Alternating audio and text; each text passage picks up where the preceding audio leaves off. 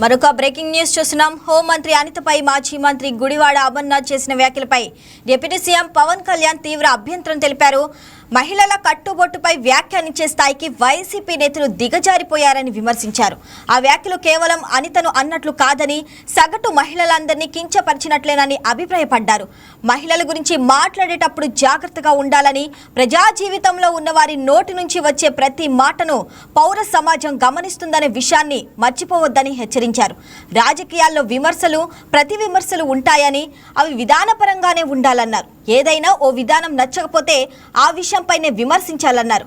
నోటికొచ్చినట్లు ఇళ్లలోని స్త్రీలను కించపరిచే నైజం ఉన్న పార్టీ నేతలు చేసే వ్యాఖ్యల్ని బలంగా తిప్పికొట్టాలని కూటమి నేతలకు సూచించారు.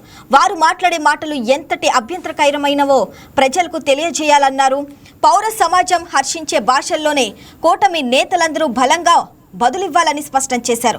అవతలి పార్టీ వాళ్లు మాదిరిగా దిగజారు భాష, అర్ధరహిత వ్యాఖ్యలు కూటమికి అవసరం లేదని సూచనలు చేశారు.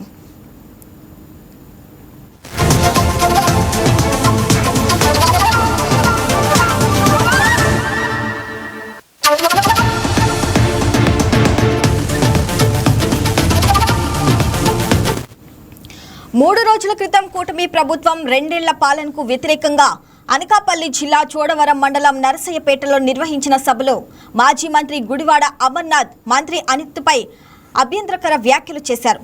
జిల్లాలో ఒక మేకప్ మంత్రి ఉన్నారని, ఆమెను గంట సేపు ఎండలో ఉంచితే కిలో మేకప్ రాలిపడుతుందని ఎద్దేవా చేశారు.